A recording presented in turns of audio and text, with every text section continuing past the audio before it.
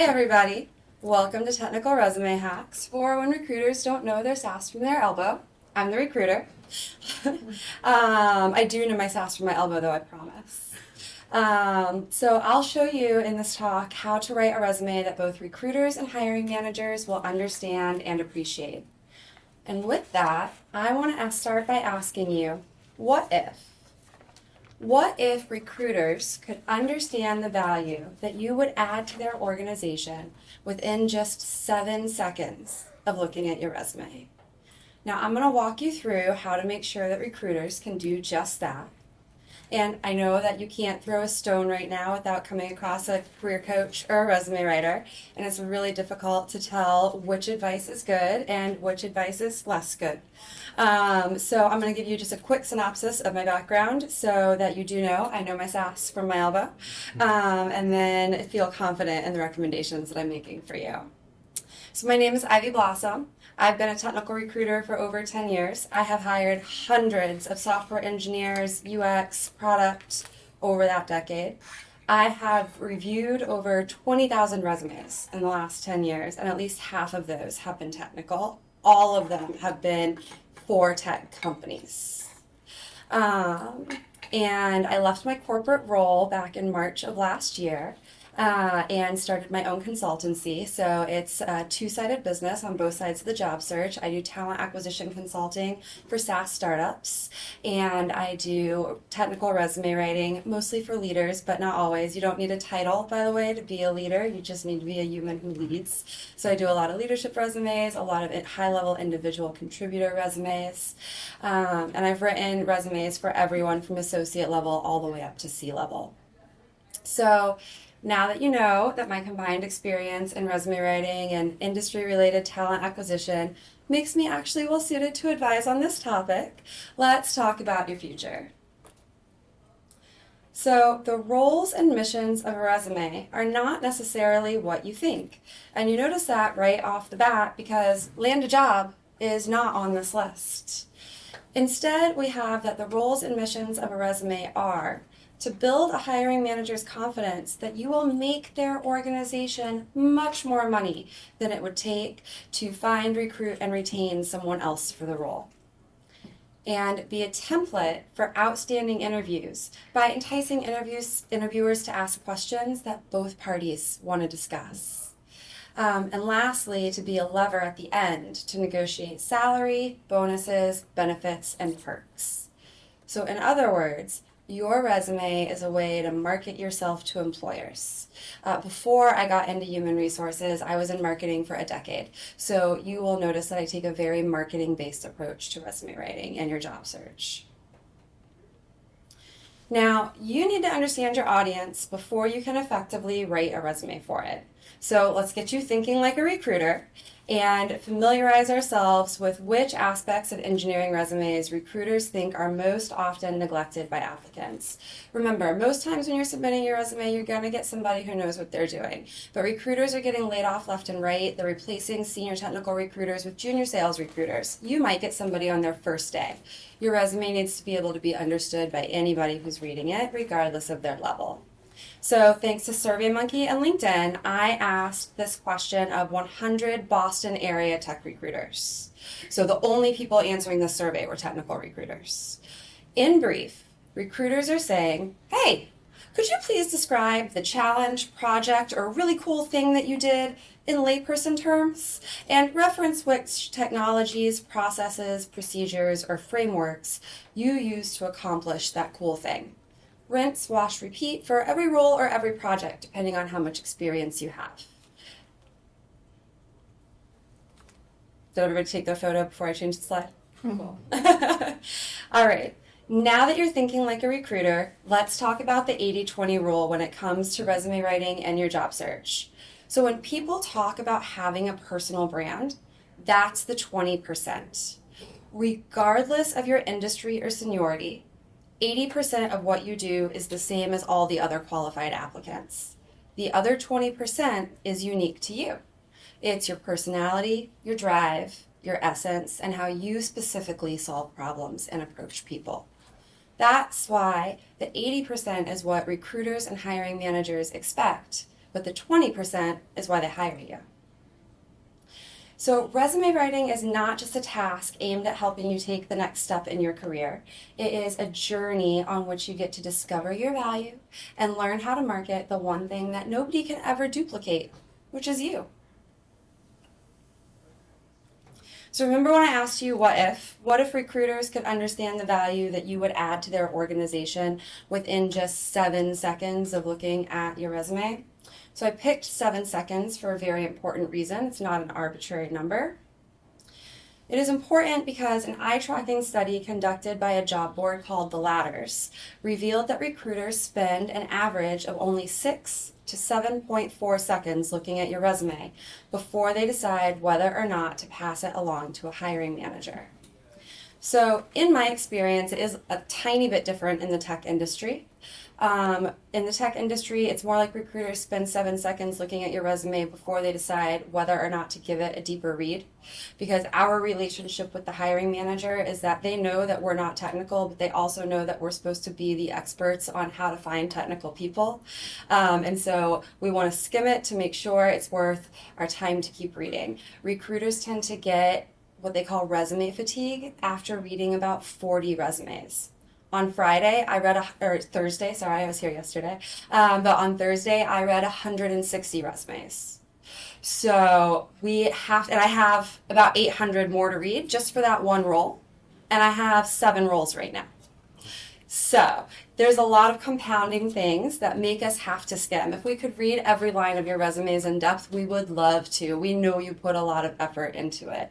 But as you can see up here, it shows that, this is like a heat map of the eye tracking study. It shows that we spend the majority of our time looking at the top third of the page, and then outside of the top third of the page, we look at your 2 most recent job titles and your dates of employment.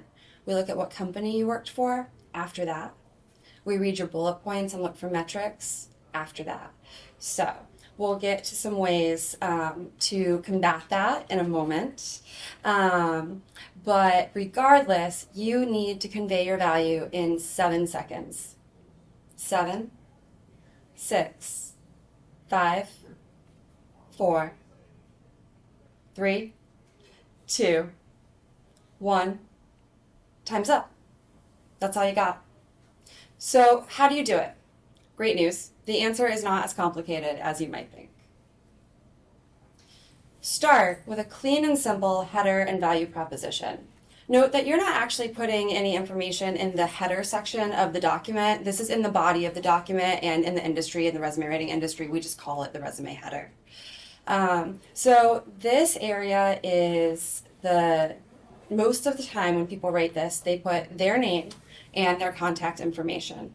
Well, that information tells me how to reach you, but it doesn't tell me who you are. And what I need to know is who you are. So use the space in the resume header to concisely explain who you are and what value you can provide to the organization. And then I, as the recruiter, I'm hooked. You're pulling me in to read more. Now you get more than 7 seconds. So take the example of Florence Ramirez. The job title in the upper right corner, that should be the title of the role that you are applying to. It should not be your current job title, especially if you are applying to a type of role you've never had before. This is a product manager who's looking to become a UX designer. So the title that they're applying for is manager of UX. They have a bunch of leadership experience. This will help you turn up in our search results when we come in on Monday morning to 1,200 applications, and the first thing we filter by is job title. AI is most of the time not reading your resume, by the way. It's a human applying filters. So when you're thinking about the content to put in your resume, think, what would a recruiter filter by when she comes in tired on Monday morning, right? And then she says, certified Scrum product owner with extensive experience planning, designing, delivering, and managing digital projects. I make things people like, and I help teams make things people like. I'm not happy unless I'm problem solving. Notice this is not an objective statement. Objective statements say, hey, what value can you give to me, company? This is a value proposition. Value propositions say, here's the value I can give to you, company. And then underneath it, she lists some of her favorite tools. Right away, I know who Florence is and what value she'll add to my company. So now let's take a look at Rashida Shah. She is a Linux systems admin applying for a cloud software engineering role. Her value proposition is object-oriented software engineer and open source contributor with a holistic understanding of the internet and hosting from the network layer up through the application layer. Extensive experience building well-designed systems that simplify and automate. I'm happiest debugging tough web service production issues and exploring cloud hosting architectures. And then she lists her fluencies. If you put this list at the beginning of your resume instead of at the end like a lot of people do, then recruiters can use it like a map key as we read through your resume. Because as many classes as we've taken, it's difficult for us if we're not in an engineering environment to remember all of these. Rashida also lists her GitHub account. I cannot stress enough how much value there is to you having an active GitHub repo. You should have original projects, you should be commenting on other people's work, and you should be putting in documentation in your GitHub projects. When hiring managers get a resume that have both a LinkedIn and a GitHub profile on it, they only click on the GitHub profile. They can see how you work, you're proving what you would be like to work with, and actions always speak louder than words. All right, and I know a lot of you are taking pictures. You can keep doing that, but also at the end, I have a contact slide. You can email me. I'll send you over the whole presentation. Yes. After your value proposition, please tell us about the companies that you've worked for. Oftentimes, recruiters are looking for people who have experience working in specific types of organizations. Big public companies, small private ones, startups, nonprofits, SaaS companies, cloud companies, cybersecurity companies. You get the point, especially if a company is hiring remotely. Your recruiter might not be familiar with what type of company that is. So if you don't tell us about the organizations you've worked for, it can be really difficult for us to look into them, especially now with so many businesses closing and their websites going off the web. We have no way to figure out what kind of company it is. So recap. The 3 steps to turn the competition into dust. By making recruiters understand the value you'll add to their organization within just 7 seconds of looking at your resume. Start by using a clean and simple header and value proposition to convey your personal brand. Include an easy-to-read skills section after the value proposition that recruiters can use like a map key as they read your resume. And there are a few different ways to do this. It doesn't need to always be that big block that you saw, and I'll show you a couple of different examples throughout this. And then tell us about the companies you've worked for. And lastly, describe what you did and what problem it solved in layperson's terms, referencing the technologies used. So if you put all of that together, you might come up with something like this. This is Rashida again. She's already hooked us in with her header and value proposition, so we are happy to spend longer than 7 seconds reviewing more about her background. She works for Nameless Company, a leading independent e-commerce payment processor that I've never heard of before and would not have known about if that was on her resume. She's worked on a configuration management project using Puppet and a database automation project using Ruby, all of which are requirements for the cloud software engineering role that she's applying to. And since she couldn't possibly list all of the technologies she's worked with if she's only highlighting her 2 most relevant projects for the role, she's listed the additional technologies she's used in this role underneath the projects, right here. So I'm so excited and confident that I understand what's going on in Rashida's resume that I'm either going to pass it right to the hiring manager, or because I'm so confident, I might skip that step and go straight to scheduling a call with her.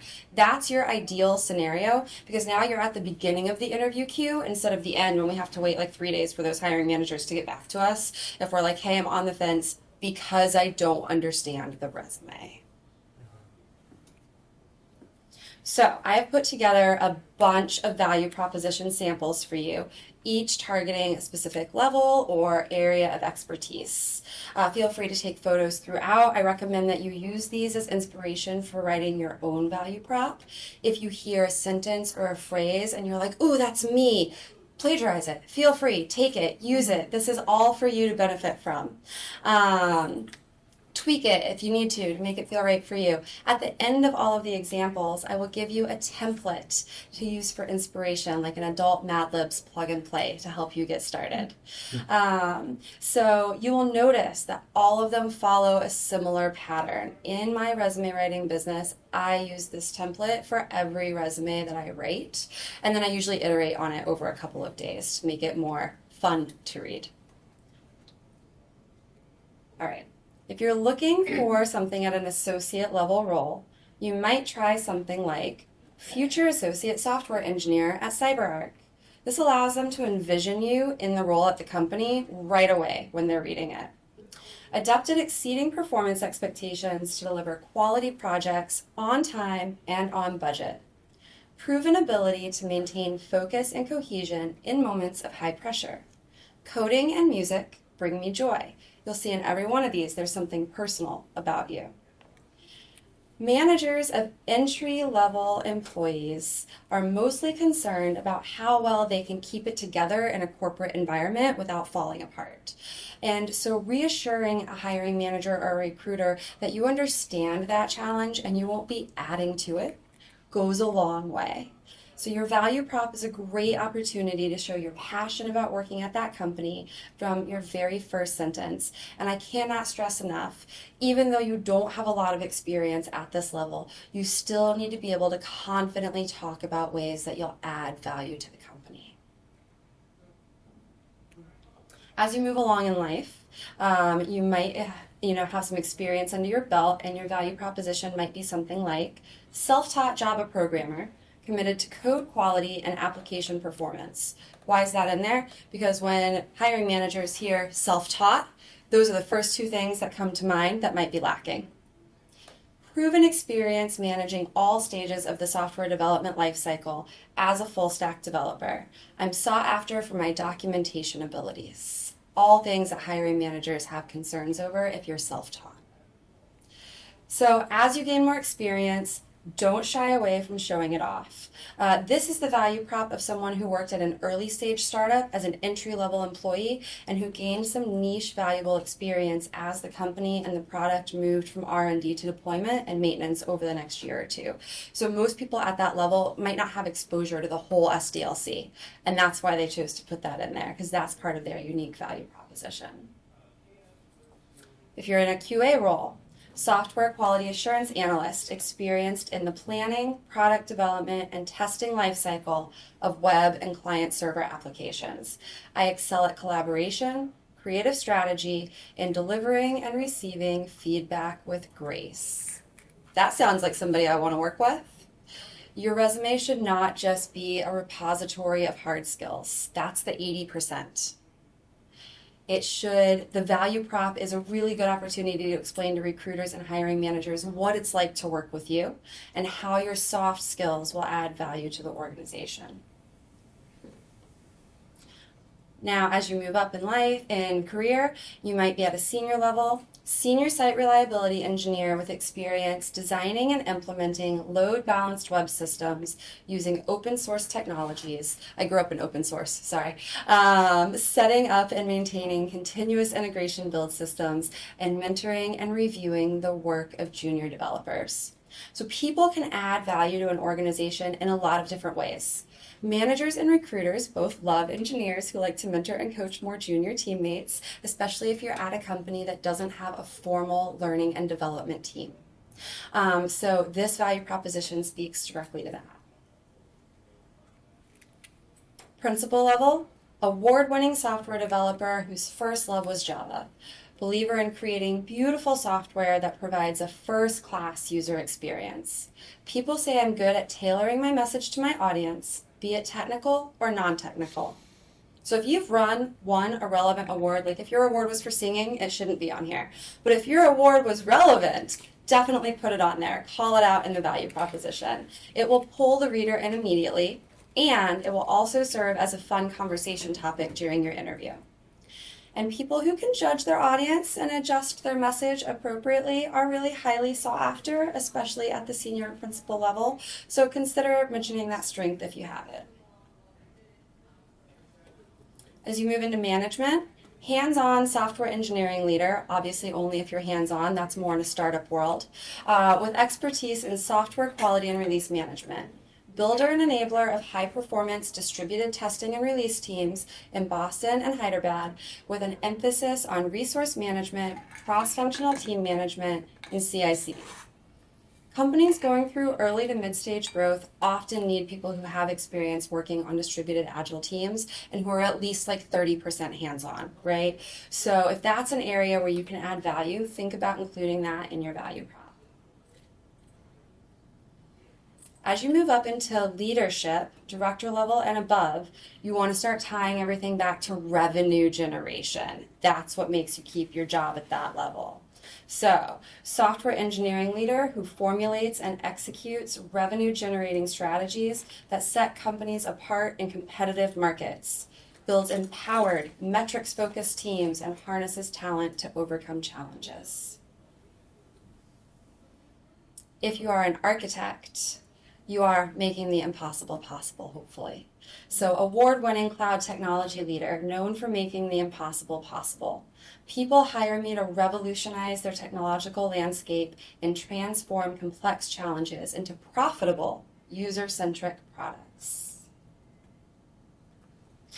If you can't tie your actions to revenue, try to tie it to savings on the bottom line. Sometimes your actions are going to improve efficiency and things like that, and that's bottom line savings.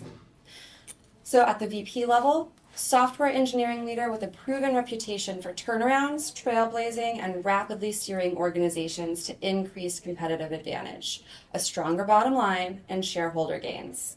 I leverage innovation to maximize performance and quality. And then if you get to the C level, CTO with a track record of architecting and deploying robust, secure, and scalable software applications for high-growth startups. Recognized for launching strategic transformations and cultivating high-performing teams to drive revenue growth and operational efficiency. Now, here are some keys to your value proposition. From a design perspective, recent research shows that if your text blocks are longer than 3 lines long, people don't read them. Your value proposition should be no longer than 3 lines. A decade ago, my advice was it should be no longer than 3 sentences, no well-meaning semicolons. But now research shows that we need to adjust that a little bit, and it should be no longer than 3 lines. So get succinct, and if you cannot get succinct, use AI to help you get succinct. I recommend Claude for writing style. It comes out a little bit less robotic and more human than ChatGPT does, in my opinion, even if you don't have the paid version. All right, so when you go home and you sit down to write your value proposition, or you do it at lunch in an hour, start by asking yourself one question. What makes me an indispensable asset to the company I'm applying at? And write down your answer before you start crafting your value proposition. And your answer might be one thing, or it might be several things. There's no perfect number, but you want to have that inflated sense of self when you go into writing this, because you need to be your own biggest cheerleader when you're writing your value proposition. So then once you've written your answer down, you can proceed with drafting your value prop. And the value prop is the foundation of your personal brand. It is the foundation of your 20%. So it's important to spend some time on it and update it from time to time as your skills, knowledge, and abilities evolve, and as market demand for your skills, knowledge, and abilities changes. This is the value proposition template. Please take a picture of it, but like I said, if you email me afterwards, I'm happy to send you the whole slide deck, including the speaker's notes. And it's just your function, industry, or job title at the top, your relevant functional skills and areas and experience in the middle, and then something that makes you happy or what others like about working with you. All right, in another survey, I asked 100 recruiters, this was a mix of technical and non-technical recruiters, about the power of an accomplishments-based resume. And 86% of them felt like quantifiable accomplishments using details of an applicant's contributions to company profitability, problem solving, or productivity should always be included in a resume. Now, from a thought process standpoint and a marketing psychology standpoint, our brain processes any number written on a piece of paper, especially when we are scanning it, as a metric. So even if you put, I worked on a team of 10 people, our brain is going to say, oh, they're metrics oriented. They understand how important it is that we understand what's going on in their world. So a lot of people have struggled to figure out what their accomplishments are or where to pull them from. There's a lot of different types of accomplishments to woo employers with. Did you do something that made the company money, saved it money, saved time, made work easier, solved a specific problem, made the company more competitive, expanded business, attracted new customers, retained existing customers? Sometimes maintaining the status quo is a huge accomplishment, like, I don't know, maybe in the face of a global pandemic. And lastly, did you do anything that built relationships or improved the company image with internal, external customers, vendors, or the public? Something that is not on here is, if you are a people leader with direct reports, what is your employee engagement score? If your company does not measure your employee engagement score, you should be measuring it yourself so that you can put it on your resume. So once you figure out what your accomplishments are, you will need to quantify them and add numbers to them, even the ones that seem intangible. So there are 4 approaches to quantifications that all recruiters understand. The first is straightforward numbers. I worked on a team of 10. So instead of saying that you mentored more junior developers, be specific. Say you mentored 3 junior and 4 mid-level developers. The second is comparison, which is a really powerful way to communicate. So let's say you identified an inefficiency in a process and you made a recommendation that improved the situation. How much did you increase efficiency by? In some cases, you'll be able to calculate the actual percentage, especially if you're working at a large company with a lot of robust support features to track these things. But in other cases, you might need to estimate. Good news, estimating is okay. You just need to make sure that you call it out in your resume. So that sounds like boosted team productivity and estimated 65% by getting buy-in to change from manual to automated testing. If you can't get buy-in for that, you might want to find a new company. You can also quantify things by calling out their ROI in terms of time, which is opportunity cost, but also it's how quickly you deliver, how quickly your efforts delivered results. So of course you can talk about ROI in dollars, but if you're talking about it from an opportunity cost perspective, it's ideal, that is the ideal approach if your objective was to ensure the efficient use of scarce resources. And last quantification approach is called the CAR approach, which stands for challenges, actions, and results. This is the style that I write all of my resumes in. It only works if you have results though, so you do have to sit down and figure out what those are, and you do have them at all levels, I promise. This approach is great if you have been at a company and have at least some results. If you're brand new to the work world and you've only had 6 months of employment there, this is not the style for you. But once you've got more than 2 years of work experience on your belt, you should be able to use this really easily. So this is an example of the challenge, actions, results format. You can see that because we know that recruiters look at your job title and your dates of employment, we have that listed first and the company name underneath it, because the company name is less relevant information for the way that recruiters' eyes read through a resume. This is anonymized, by the way, but I did write this like 2 weeks ago, so very relevant. Early stage AI tech startup solving data integration problems with machine learning and algorithms. Company description. Here's the challenge. This was for, I think, an architect. Maybe not an architect. Launch the engineering services organization, quality engineering, developer productivity, and infrastructure. That's the challenge. Also, shift engineering to a quality first mindset without sacrificing velocity. Then you can list your actions. It is okay that they're all together and not in bullet points. No more than 3 lines long. Even in this section, none of your text blocks should be more than 3 lines long. So like each of these bullet points at the bottom, if they extended longer, that would be okay, but none of them should be more than 3 lines, and you shouldn't have more than 3 bullet points in a section.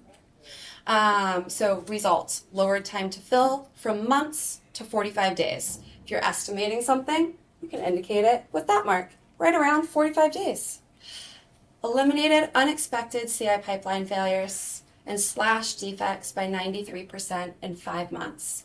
Now here's another way to do your list of tech, especially if it's not so robust, which is to list it right at the bottom of that section, and you can do that for every role or every company that you've worked at. Here's another one. This one has multiple roles under it, but you can see they're still listed at the top and the company name is listed at the bottom. If your company was acquired, that's how you list it.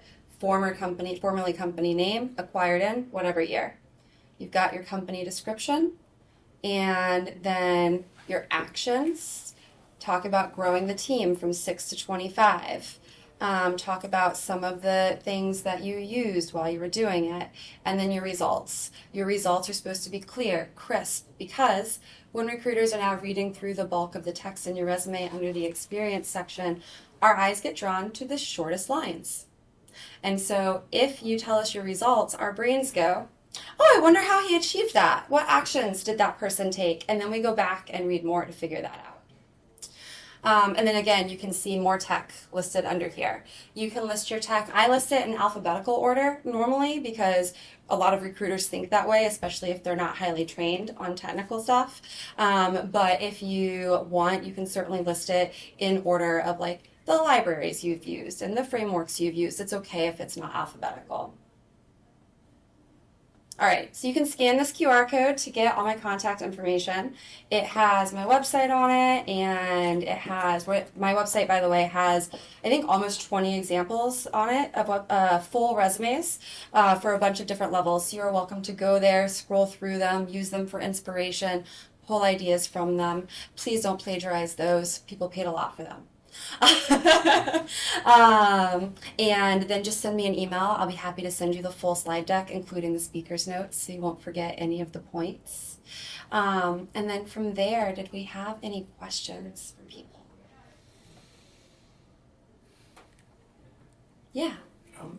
So you talked a bit about just like filtering resumes. So like what does that process look like? You get hundreds of resumes, say, and you're narrowing down just ones to pass on. So are you filtering and or sorting like on multiple cuts and like skimming the first N number, or like what I'm sort of curious about what are the, just from like the technological perspective of like the tools you're using to like make your job more efficient. Mm-hmm. What are the things, how are you using those tools? Yeah. So first of all, we feel bad every time any of you don't get the job. We are looking for reasons to hire you. And that being said, I've talked to a lot of hiring managers who unfortunately are looking for reasons to not hire people, mostly because they've been burned before. So it is a little bit of exactly what we want and a little bit of us trying to maintain that relationship with the hiring manager. What's considered a full slate of candidates is when you have at least 3 candidates in second round interview. So you have to work backwards from there to figure out the answer to your question, right?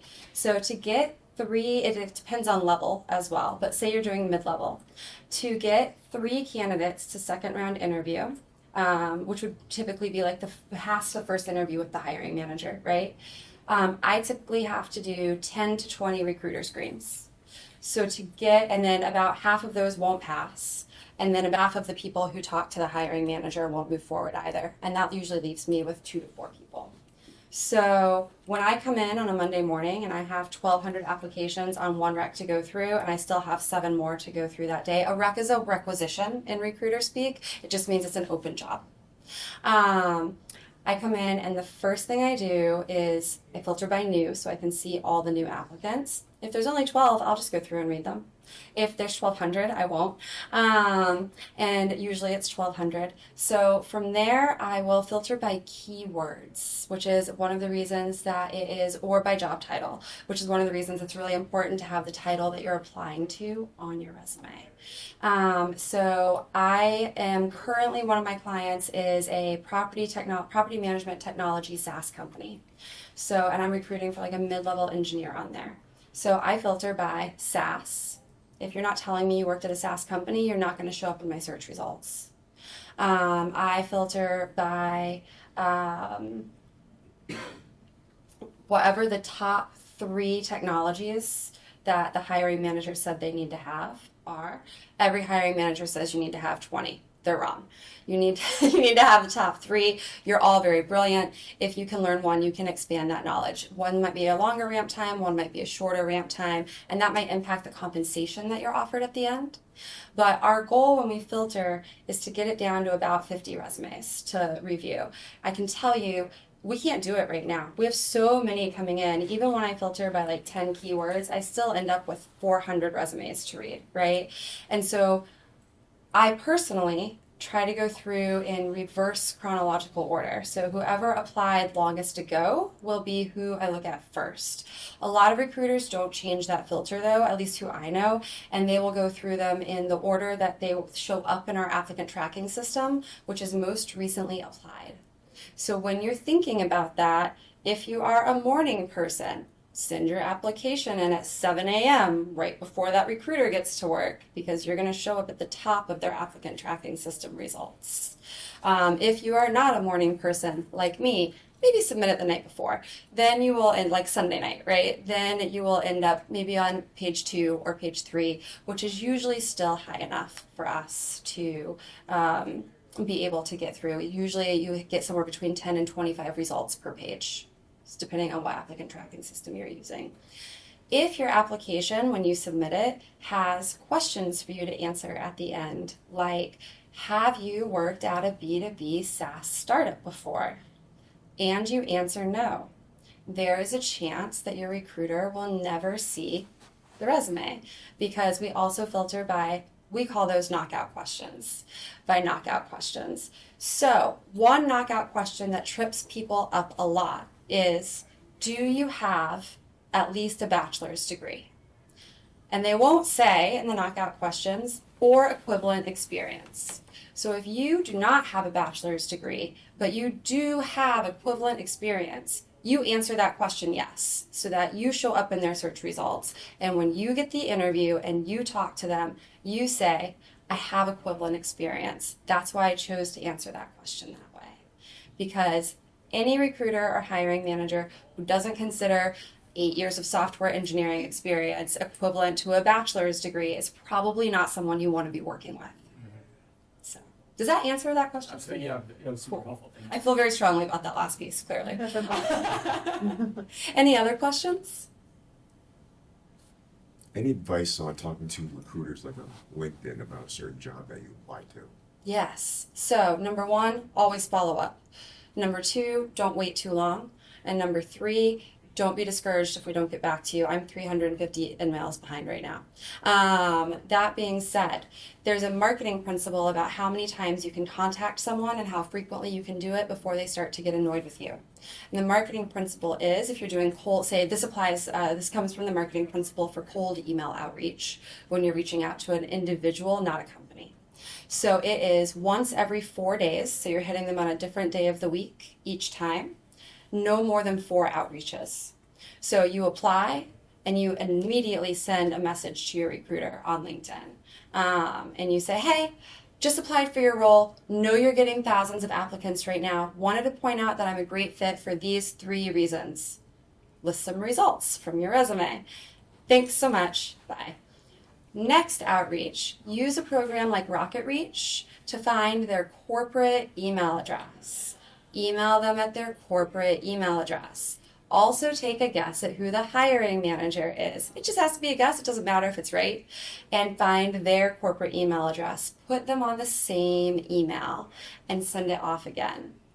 Next outreach, reach them again at their corporate email. This time, find either like the director of talent acquisition or the head of HR and add them to it with the recruiter and the hiring manager.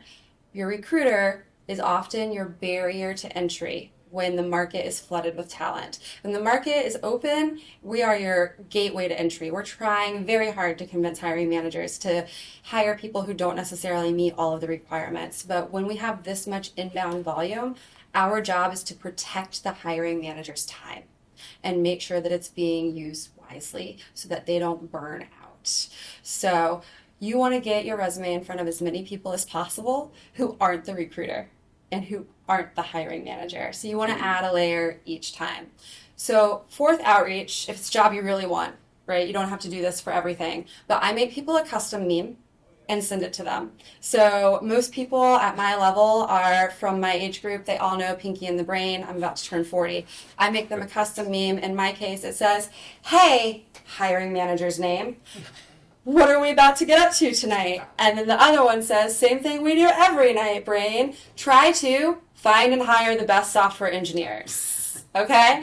So I get tons of responses to that. You can also do it on your third outreach. Yeah. You know, it makes them seem like you're really willing to go the extra mile. It resonates with them. You become memorable. Your 20% now is like, wow, okay? Don't get discouraged if you don't hear back after the first 2 outreaches. Statistically, you will get the highest response volume on your third outreach. Most people start to feel really weird about reaching out to people in kind of a cold way, and they throw up in their mouth and stop. So don't do that. Keep doing it, and then stop after the 4th time. If the role is still open 1 month later, that's when you can start following up again. And if you do land that interview, one of the things you want to ask is, why has this role been open for so long? What other questions can I help you answer?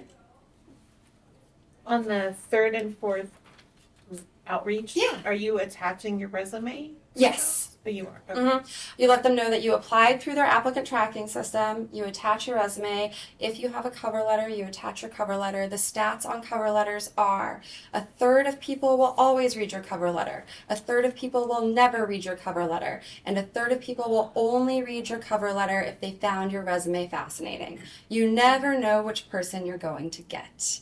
So because of that, I always recommend that you include a cover letter, and I always recommend that you do the bare minimum. Don't make it say "Dear Sir" or "Ma'am." If anybody calls me "Sir" or "Ma'am," that's like not great. You always want to personalize it. Pick somebody's name in the company who you think is the hiring manager, or if you know who the recruiter is, put it there. And even if you get the name wrong for who the hiring manager is, it doesn't matter. It shows that you took the time to look it up and customize it. And it takes 30 seconds usually once you get good at finding it on LinkedIn. Is that helpful? Great. I was about to ask just about cover letters and like their importance and role and like sort of working what's in the resume, what's in the cover letter, what's in the So I will tell you, when we have this many applicants, a lot of times hiring managers will say, we want people who demonstrate that they're willing to put in a little bit extra than other people are. And so sometimes we will filter by who included a cover letter. And if we have 25 people who included a cover letter, we might just go ahead and screen those. But if we have 75 people who included a cover letter, we're going to filter deeper and say, who included a personalized cover letter, where they either at a bare minimum mentioned the company name or hopefully mentioned somebody's name who works in the company. And which, unless it's like a stealth startup, you should be able to figure out and go from there. It's okay.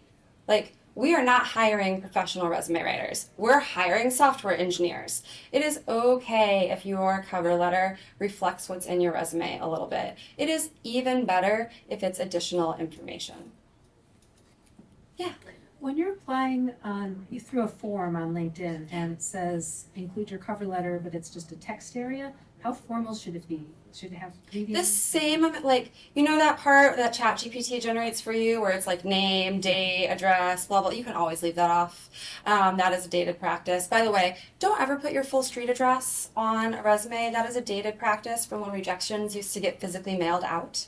You need your city, state, and zip code. Those are the 3 things we filter by.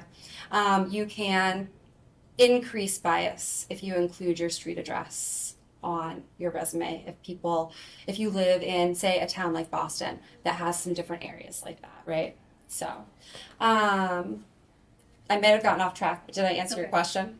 Yeah, don't include the. Don't include, oh, and how formal does it have to be? It should be the same level of formality as if you're attaching a cover letter on your, like to a regular You application. would do a greeting to a particular person who'd been. I would doing recommend it. Okay. Yeah, especially because on the LinkedIn ones, different people view it different ways depending on how much money you're spending on LinkedIn. So if you have LinkedIn Recruiter Lite, it shows up one way and we have to click through it one way and it takes us a little bit longer to see those things. But if you have the full-fledged LinkedIn Recruiter license, which is like $10,000 per seat, so a lot of smaller companies do not have that, we get to see it in a little bit more easy to read way. Yeah. I do always recommend that you apply directly through the company website. I also want to be conscious of time. I don't want to stand between y'all and lunch. Is there one more question I can take? Yeah. Yeah. So not all companies have or employ recruiters. Yes. And then some of them have. They said ATS machines. Or Yes. something. So how does these resumes get passed through those?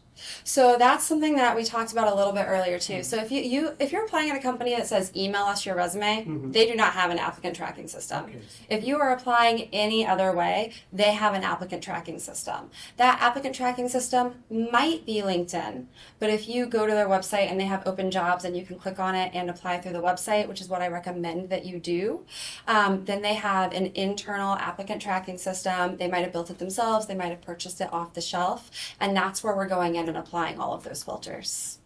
Yeah. So I do want to be conscious of time. So I will be at lunch. If you guys want to catch me there, I'm happy to answer any other questions you have anytime today. Thank you. Thank you. Thank you all so much for coming.